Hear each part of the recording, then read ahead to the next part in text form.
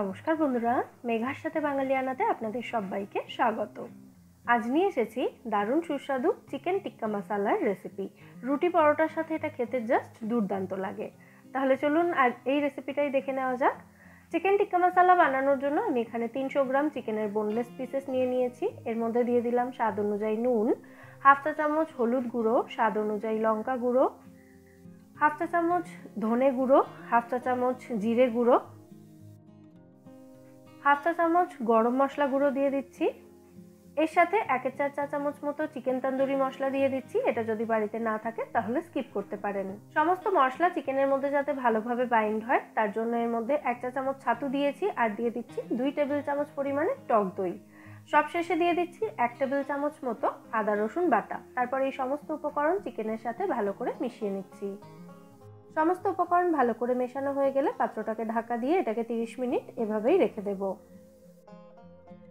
30 minute পর একটা frying pan ভালো করে গরম করে নিয়ে তার মধ্যে দিয়ে দিচ্ছি 1 টেবিল চামচ মতো তেল। তেলটা গরম হয়ে গেলে ম্যারিনেট করে রাখা চিকেনের পিসগুলো দিয়ে এগুলোকে ভালো করে ফ্রাই করে নেব। মিডিয়াম ফ্লেমে রেখে 7 থেকে 8 মিনিট সময় নিয়ে চিকেনটাকে ভালো মতো ভেজে নিতে হবে। আর মাঝে মধ্যেই চিকেনটাকে এভাবে উল্টে দিয়ে দিয়ে চিকেনের পিসগুলোকে চারিদিক থেকে সুন্দর করে ফ্রাই করতে হবে। দেখুন আমাদের চিকেন টিক্কা এখানে একদম রেডি হয়ে গেছে। এবার এগুলোকে আমি ফ্রাইং প্যান থেকে অন্য একটা পাত্রে তুলে রাখছি।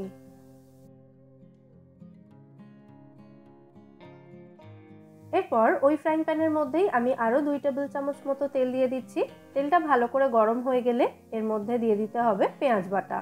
আমি এখানে একটা বড় সাইজের পেঁয়াজ মিক্সিতে বেটে নিয়েছি।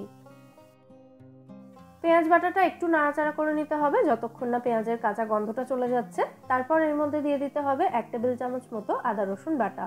তারপর আবারও সমস্ত উপকরণ ভালো করে ভেজে নিতে হবে আদা রসুনের কাঁচা গন্ধ চলে যাওয়া পর্যন্ত।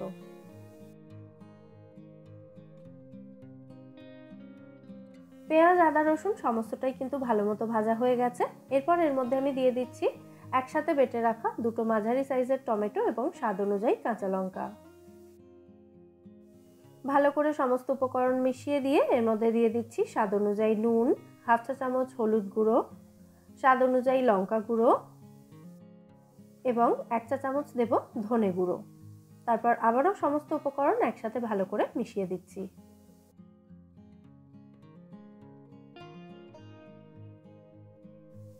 যে বাটিটার মধ্যে আমি চিকেনটা ম্যারিনেট করেছিলাম সেই বাটিটা ধুয়ে সামান্য একটু জলের মধ্যে দিয়ে দিচ্ছি, তাতে বাটিতে লেগে থাকা এক্সট্রা মশলাটা নষ্ট হবে না। আবারও একবার সমস্ত উপকরণ ভালো করে আমি মিশিয়ে দিয়েছি। তারপর এর মধ্যে দিয়ে দিচ্ছি 1 চা চামচ কসুরি মেথি এবং 1 টেবিল চামচ মতো টমেটো কেচাপ। টমেটো কেচাপের পরিবর্তে আপনারা সামান্য একটু মিষ্টিও দিতে পারেন। টমেটো কেচাপ বা টমেটো সস দেওয়া হলে এই চিকেন টিক্কা মশালার স্বাদটা দুর্দান্ত হয়। টমেটো কেচাপ দিয়ে চিকেন কষা বানালে সেটাও কিন্তু দুর্দান্ত হয়। সেই রেসিপিটাও আমি আগে শেয়ার করেছি। যাই হোক, 5 মিনিট মতো সমস্ত মশলা ভালো করে কষিয়ে নেওয়ার পর এর মধ্যে আমি দিয়ে দিলাম গ্রেভির জন্য প্রয়োজন অনুযায়ী গরম জল। জলটা দিয়ে ভালো করে মিশিয়ে নেওয়ার পর এর মধ্যে দিয়ে দিচ্ছি হাফ চা চামচ মতো গরম মশলা গুঁড়ো।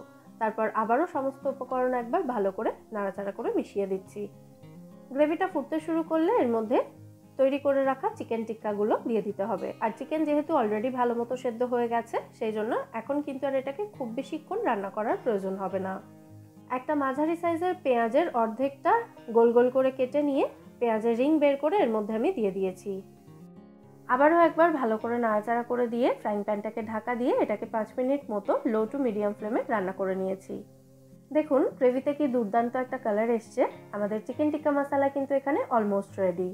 ফাইনালি আরও একবার ভালো করে নাড়াচাড়া করে দেওয়ার পর গ্যাসের ফ্লেমটা অফ করে ফ্রাইং প্যানটাকে ঢাকা দিয়ে এটাকে 5 মিনিট স্ট্যান্ডিং টাইমে রেখে তারপর সার্ভ করে দেবো দারুণ সুস্বাদু এই চিকেন টিক্কা মশালা। যে কোনো ধরনের রুটি পরোটার সাথে এটা খেতে জাস্ট দুর্দান্ত লাগবে। আপনারাও রেসিপিটা বাড়িতে ট্রাই করুন এবং আমায় জানাবেন এই চিকেন টিক্কা মশালার রেসিপি আপনাদের কেমন লাগলো।